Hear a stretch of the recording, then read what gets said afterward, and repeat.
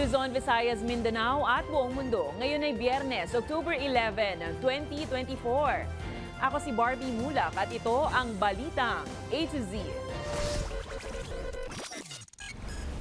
Yung boss of bosses, Ginagamit niya rin yung pangalang Liudong. Umano'y godfather ng Pogo sa Pilipinas. Arestado sa Biñan, Laguna.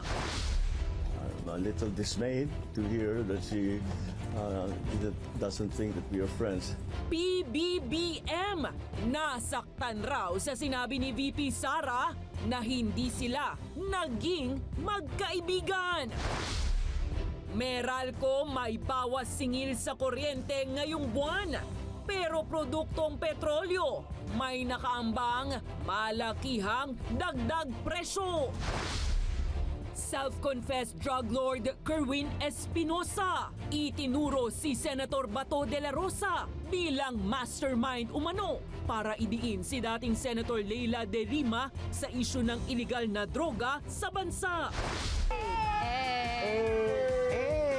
At sa balitang showbiz, it's a showtime! May unkabogable surprise para sa madlang people sa kanilang 15 years sa programa.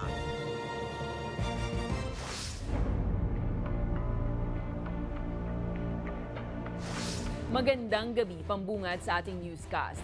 Hawak na ng mga otoridad ang umano'y godfather ng Pogo sa Pilipinas matapos masakote sa isinagawang raid operation sa Biñan, Laguna. Pero ayon kay Senator Riza Ontiveros, hindi dapat na magpakakampante ang PAOK dahil dapat ding mahuli maging ang mga Pinoy na nasa likod ng inarestong sindikato. May balitang A to Z, si Ian Maghanoy.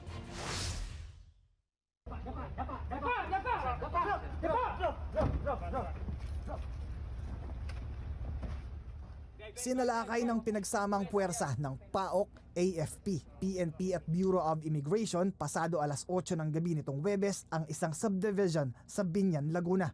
Ito ay para madakip ang umano'y godfather ng Pogo sa buong Pilipinas na kinilalang si Liudong, isang Chinese. Nag-strike na kami, gamit-gamit namin yung mission order na pirmado ni Commissioner Joel Anthony Biado ng Bureau of Immigration. Si Liudong ang itinuturong boss boga na nakatakas sa ikinasang raid noong Hunyo laban sa Lucky South 99 sa Porac, Pampanga. Yung surveillance and monitoring operation, nung hindi namin makuha, itong si Lin Zun 1, alias Boga, alias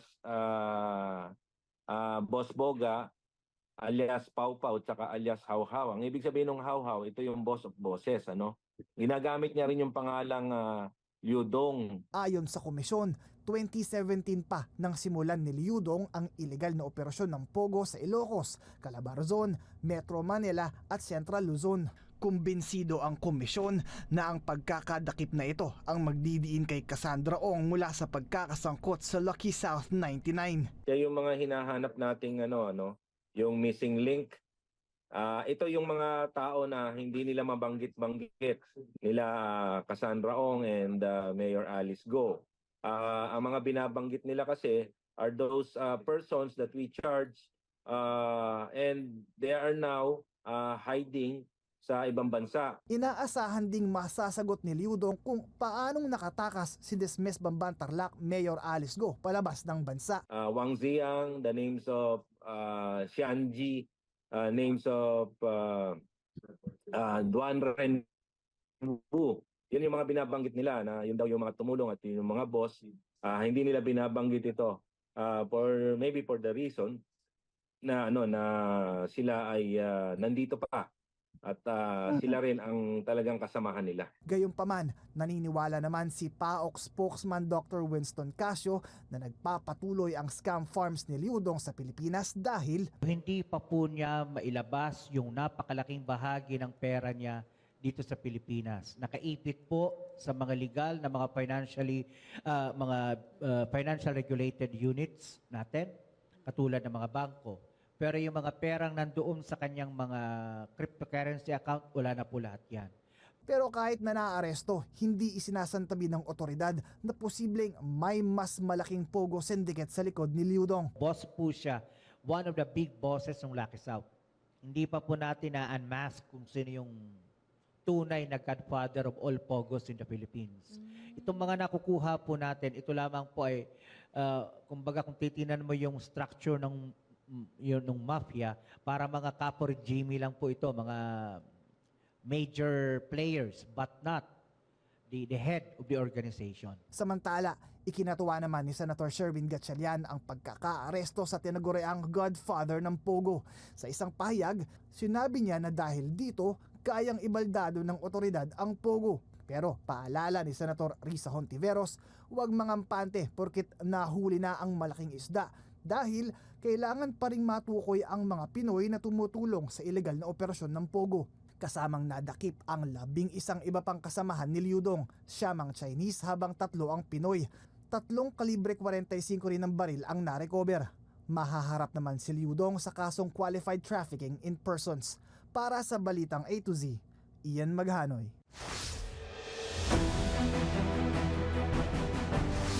Ramdam pa rin ngayon ang tila pagsasalpukan ng dalawang lider ng bansa matapos magpahayag ng pagkadismaya si Pangulong Ferdinand Bongbong Marcos Jr. sa naging komento ni Vice President Sara Duterte na hindi na niya raw itinuturing na kaibigan ang Pangulo.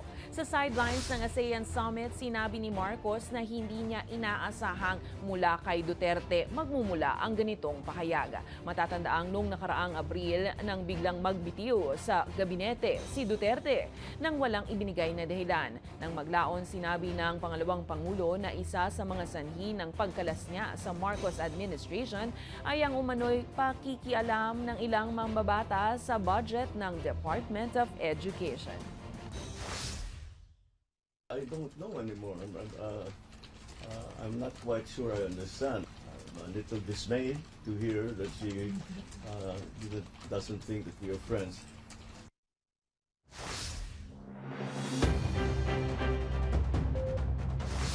Good news mga ka-A to Z, may bawas singil ang Meralco sa kuryente ngayong buwan na abot sa 36 centavos kada kilowatt hour. Pero taliwas naman sa produktong petrolyo dahil may nakaambang malakihang dagdag pasanin ang mga motorista sa susunod na linggo.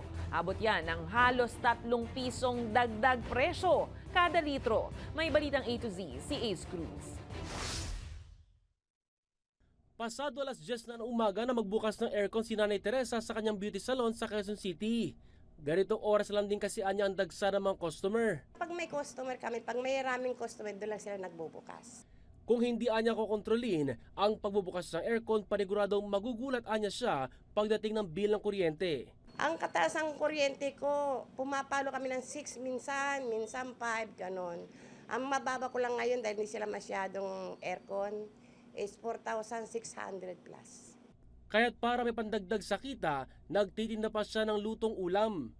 Good news naman para sa ganing Nanay Teresa dahil may bawas singil sa kuryente ang Meralco na 36 centavos kada kilowatt hour, bunsod ng mababang generation charge sa kuryente ay nagmumula sa Wholesale Electricity Spot Market o WESM. Followed by transmission at almost 4 centavos. Taxes likewise and other charges, meron napakaliit na downward adjustment. Katumbas siya ng 72 pesos na bawas singil sa mga kumukonsumo ng 200 kilowatt hours hanggang halos 180 pesos sa 500 kilowatt hours. Ayon pa sa Meralco, karaniwang mas bumababa ang konsumo at electric bill sa kasagsagan ng bare months. Sa kabila ng bawas singil sa kuryente ngayong October billing, may malakihang dagdag presyo naman na papasanin ng mga motorista sa petrolyo sa susunod na linggo. Batay sa estimate ng Department of Energy o DOE, aabutin sa halos 3 piso kada litro ang dagdag presyo. Ito na ang ika-4 na sunod na linggong dagdag presyo sa diesel at kerosene, habang ikatlong sunod na linggo namang taas presyo sa gasolina. Bagay na kinalungkot na ilang motorista gaya ng jeepney driver na si Tatay Andrew. Talo, lahat kaming mga namamasada, nakikiboundary. Ang gobyerno walang kontrol.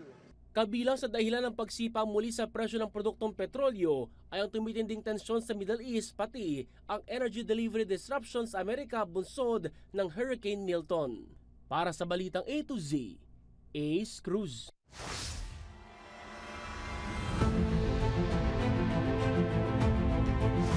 Nagpaabot ng pasasalamat si Pangulong Ferdinand Marcos Jr. kay Canadian Prime Minister Justin Trudeau sa kanilang suporta sa pagpapalakas ng kapasidad ng Pilipinas sa South China Sea. Sa kanilang bilateral meeting sa ASEAN Summit, binigyang diin ng dalawang bansa ang lumalalim na ugnayan ng Pilipinas at Canada. Ayon kay Marcos Jr., malaki ang pasasalamat niya sa Canada para sa pagtataguyod ng rule of law at sa konkretong suporta sa kapasidad ng Pilipinas sa rehiyon.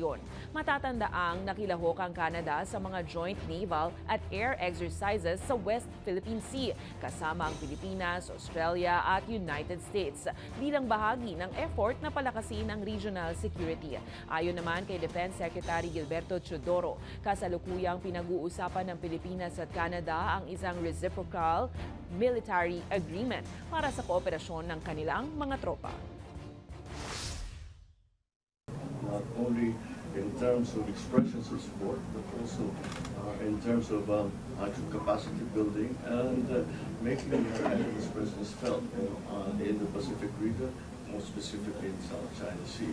I think I'm safe in saying that the relationship between Canada and the Philippines has not been closer in our entire history.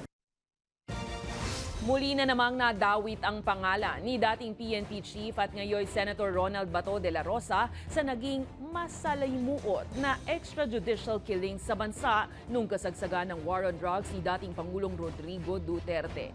Itinuturo kasi siya ng self-confessed drug lord na si Kerwin Espinosa na isa sa mga mastermind umano para idiin si dating Senator Leila de Lima sa isyu ng iligal na droga sa bansa. May balitang A to Z, si Naomi Almohan. Kapag hindi raw ako sumunod sa plano, pwedeng mangyari sa akin ang nangyari sa ama ko o isa sa mga pamilya ko ang mamatay din. Ganyan umano pinagbantaan ni Senator Ronald Bato de la Rosa ang self-confessed drug lord na si Kerwin Espinosa. Dating nakaupong PNP chief si de la Rosa at isa sa mga namuno sa madugong war on drugs ng administrasyong Duterte. Inilahad ni Espinosa sa House Quad Committee ang umano'y direktang utos ni de la Rosa na isangkot si De Lima at ang negosyanteng si Peter Lim bilang protektor at supplier sa kalakalan ng droga. Si General Bato nasa front seat, ako ay nasa likod. Pinagitnaan ako ng dalawang mga pulis. At sinabihan niya ako na aminin mo na sangkot ka sa kalakaran sa droga dito sa Pilipinas. At idawit ko si Peter Lim. Idawit ko si Peter Lim at si Leila de Lima para madiin na sila. Inutusan din umano ni De La Rosa si Espinosa at kapwa-akusado na si Ronnie Dayan, dating driver at bodyguard ni De Lima, na pagtugmain ng mga detalye ng kanilang mga kwento para lalong madiin si De Lima. Si Mr. Ching Biloso, pati si Ma'am Leila lang talaga ang puruhan. Kasi yun naman talaga ang target nila na ipin down si Ma'am Leila. Sinabi ni Espinosa na si De Lima ang tunay na target ng mga akusasyon dahil sa kanyang pagsalungat kay dating Pangulo Rodrigo Duterte. Dahil dito, 3 patong-patong na kasong may kaugnayan sa iligal na droga ang hinarap ng dating senadora at 7 taong nakulong bago napawalang sala ng Muntinlupa Regional Trial Court. Para kay Espinosa, tumistigo siya sa pagdinig ng Quadcom ngayong Biyernes para mapanagot ang mga responsable sa pagkamatay ng libo-libo libong biktima sa kasagsagan ng war on drugs. Kabilang na riyan ang kanyang amang si Albuera Leyte Mayor Rolando Espinosa Sr. na pinaslang naman sa loob ng Baybay City Provincial Jail noong November 5, 2016 matapos mapasama sa narcolis ni Duterte. Samantala, todo tanggi naman si De La Rosa sa mga akusasyon laban sa kanya. Nakausap ko lang siya isang bisis. Nung pinuntahan ko doon sa kulungan niya, yung tinanong ko siya about kay Espinido. Other than that, wala na kaming pag-uusap. Masasabi ko lang kay Kerwin Espinosa, sinungaling siya. Kapag nakita ko siya, suntukin ko siya sa mukha. Patuloy namang naninindigan si De La Rosa na hindi siya kailanman dadalo sa pagdinig ng Quadcom patungkol sa EJK. Para sa Balitang A to Z, Naomi Almojano. Kaugnay niya, nagpahayag na ng kanyang saloobin si dating Senator Leila De Lima sa mga pag-aming ginawa ni Espinosa sa Quadcom hearing ngayong Biyernes.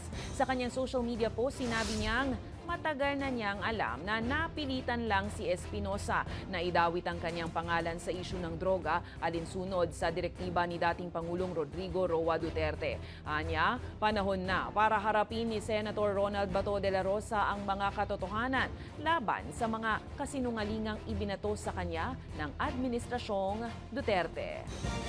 Samantala, ngayong gabi, sa Quad Committee hearing pa din, kinumpirma ni retired Police Colonel Reyna Garma na inatasan siya ng Duterte administration na isagawa sa buong bansa ang drug war alinsunod sa Davao City template. Sa testimonya ni Garma, kinumpirma niya na mayroong 3 reward system sa drug war. Ang una ay bayad o reward sa bawat suspect na napatay. Ikalawa ang para sa pagpaplano ng operasyon at ang ikatlo ay refund sa operational expenses. Ikinanta rin ni Garma na mismong si dating Pangulong Rodrigo Duterte umano ang tumawag sa kanya para sa pagbuo ng National Task Force ukol rito.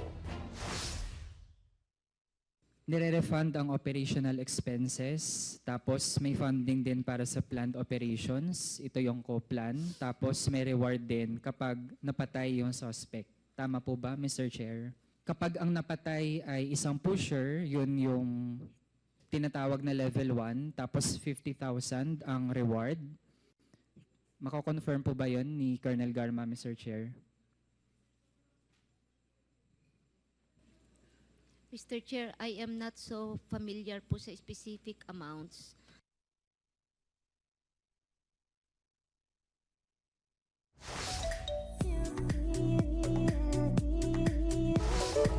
Slay, Chelsea Slay. Tuloy ang pagningning ni Miss Universe Philippines 2024 Chelsea Manalo matapos parangalan siya bilang isa sa People Asia's Women of Style and Substance. Sa Miss Universe Philippines social media page, makikita ang eleganteng si Chelsea sa kanyang yellow gown habang tinatanggap ang karangalan. Ayon kay Chelsea, labis siyang nagpasalamat sa recognition na nagbibigay inspirasyon sa mga kababaihang nawawalan na ng tiwala sa sarili at pinanghihinaan ng loob. Samantala, todo-todo na ang preparasyon ni Chelsea para sa 73rd Miss Universe pageant sa Mexico City sa darating na November 16. Susunod, mga bagong permanenteng kadiwa outlet sa Luzon na may binibentang mas murang bigas. Binuksan na ng Department of Agriculture. At dahil sa hindi pagdalo sa hearing, not once, twice, but thrice, House Quad Committee ipinagutos ng arestuhin ang asawa ni Harry Roque. Abangan ang kumpletong ulat sa pagbabalik ng Balitang A to Z.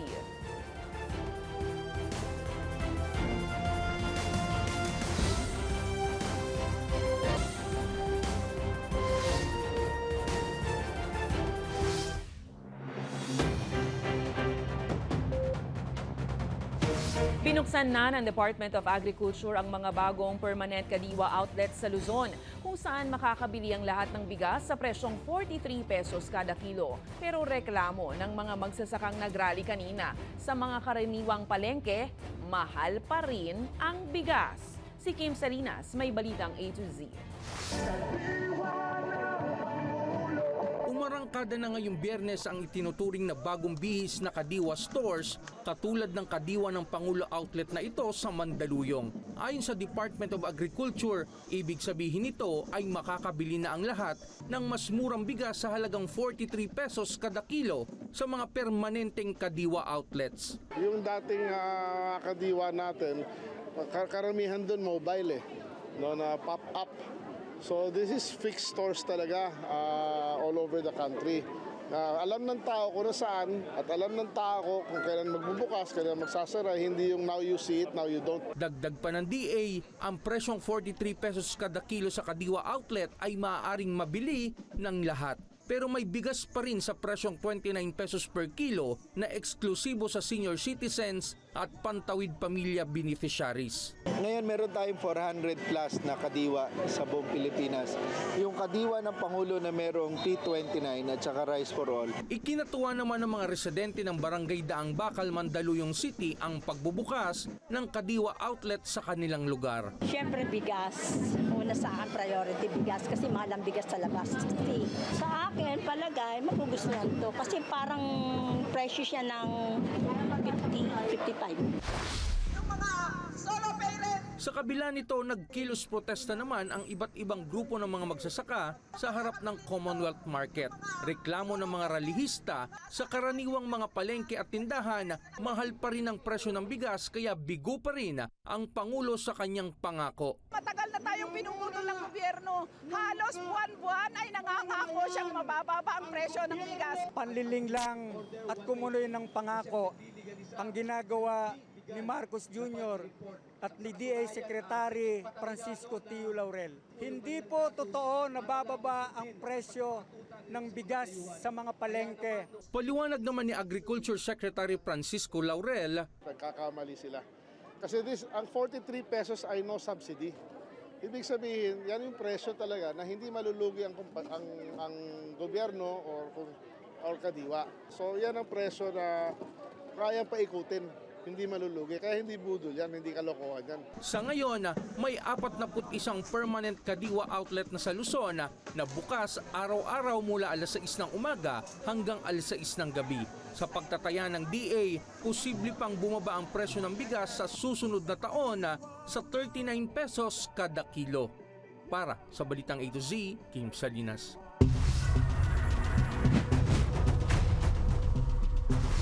Ipinagutos na ng House Quad Committee ang pagpapaaresto sa asawa ni dating presidential spokesperson Attorney Harry Roque. Ito'y kasunod ng hindi pagdalo ni Myla Roque sa ikatlong pagkakataon sa mga pagdinig dahilan para makontempt siya. Ipinagutos naman ng Korte Suprema sa Joint Quad-Party Committee ng House of Representatives na magbigay ng komento sa petisyon ni Roque na pigilan silang ipatawag sa mga susunod pang pagdinig.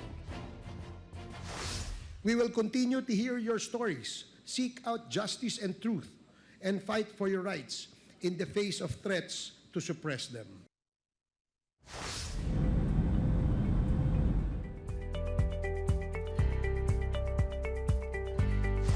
Inaasikaso na ng pamahalaan ang mga kakailanganin pa ng mga overseas Filipino workers mula Lebanon, tulad nga ng chartered planes at mga barko para maiuwing ligtas ang mga Pinoy sa gitna ng lumalalang tensyon ngayon doon.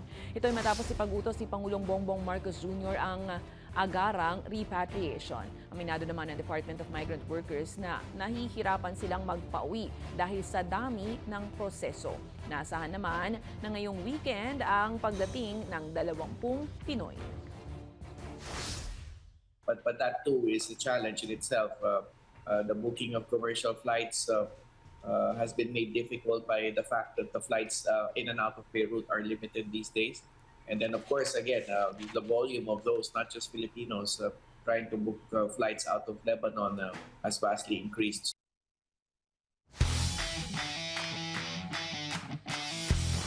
Jersey number 14, Danny Green, officially signing out. Tila masakit na balita nga para sa NBA at basketball fans dahil magpapaalam na sa Heartwood ang 3-time NBA champion at legendary shooter na si Daniel "Danny" Green.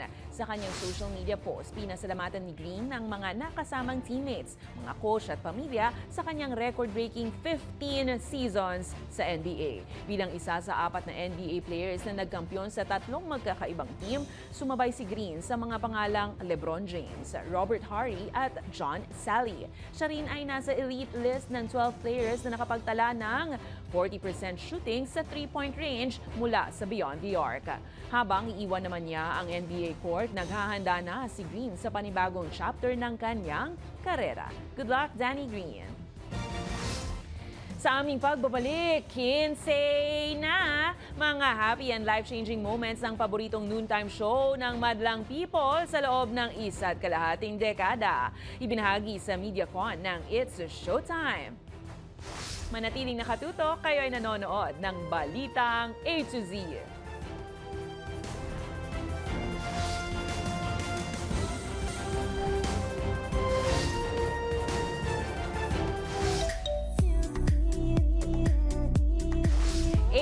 Mga ka-A to Z, 15 years na po ang It's Showtime ngayong Oktubre, kaya naman sa kanilang MediaCon, nagbalik tanaw ang mga host ng paboritong noontime show ng madlang people sa kanilang masasayang karanasan sa show na ito. Ang Balitang A to Z Showbiz ni Lane Garcia.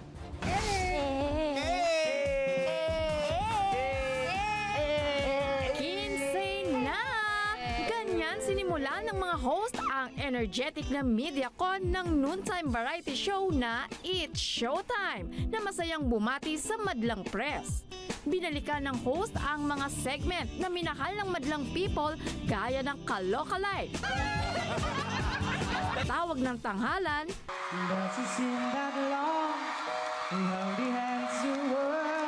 Mini-Me,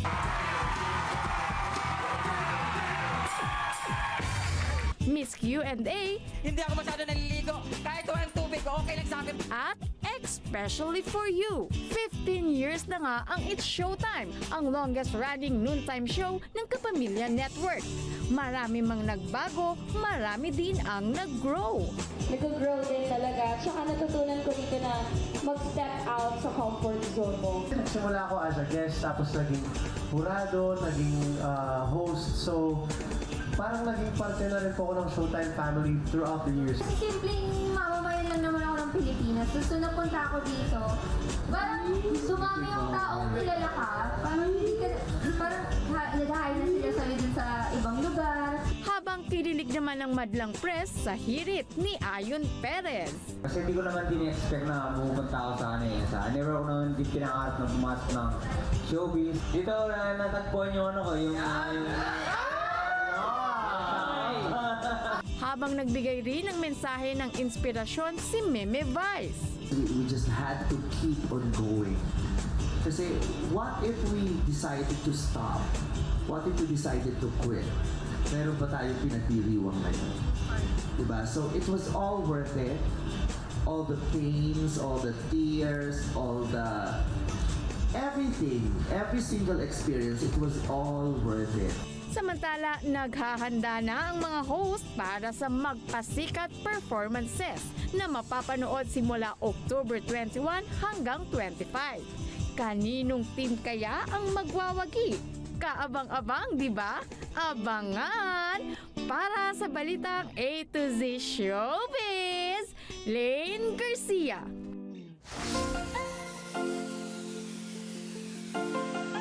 Ang sabi nga nila sa pelikula, maliit man o malaki ang gagampanan mong role. Ang mahalaga, mabigyan mo ng hustisya. E paano kung ang role mo ay kakaiba? Kaya mo bang pangatawanan? Panoorin.